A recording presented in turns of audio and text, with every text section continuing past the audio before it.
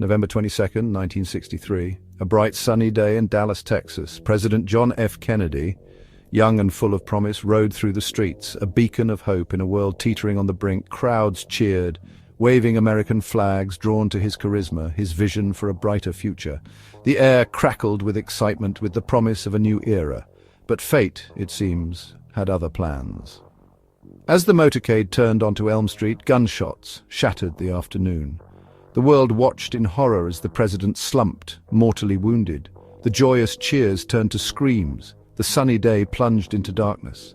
In that moment, everything changed. America, and indeed the world, lost more than a leader. It lost its innocence. The assassination of President Kennedy remains one of the most shocking and consequential events in American history.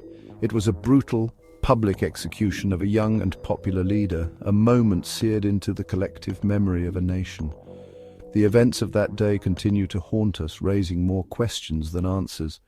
In the aftermath of the assassination, a nation reeling from shock and grief demanded answers.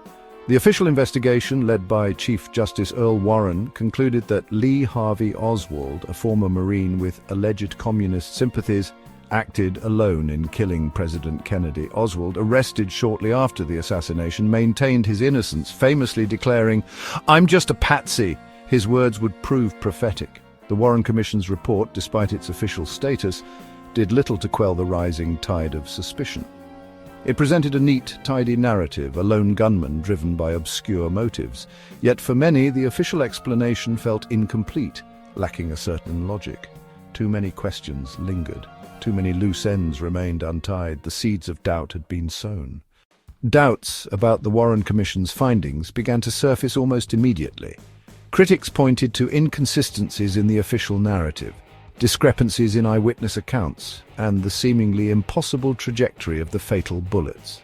The whispers started quietly in hushed tones, but they grew louder with each passing year, fueled by a growing distrust of the government and a hunger for the truth. The assassination of President Kennedy became fertile ground for conspiracy theories. Some seemed far-fetched, while others, deeply researched and meticulously documented, raised troubling questions about possible cover-ups and hidden agendas. The more one delved into the labyrinthine world of conspiracy, the murkier the waters became. Section 4, The Company We Keep, the CIA and Other Suspects. Among the most persistent and unsettling conspiracy theories is the alleged involvement of the Central Intelligence Agency, or CIA.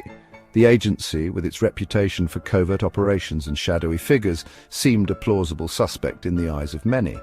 Critics pointed to the CIA's documented history of assassination plots against foreign leaders, as well as its potential motives for silencing a president who had become increasingly critical of the agency's activities. Other potential players emerged from the shadows, organized crime syndicates with their own scores to settle, and anti-Castro Cuban exiles fueled by rage and a thirst for revenge against a president they felt had betrayed them. The lines between fact and fiction blurred, each theory adding another layer of intrigue to an already complex and confounding puzzle. Section 5, Mob Ties and Other Players, the Underbelly of Conspiracy.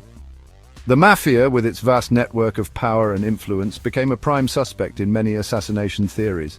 The mob had ample motives, including Kennedy's crackdown on organized crime and his brother Robert's relentless pursuit of mob bosses.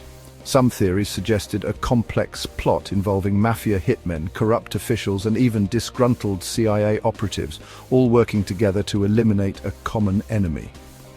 Other theories ventured further into the realm of speculation, implicating figures like Lyndon B. Johnson, Kennedy's vice president, who ascended to the presidency after the assassination.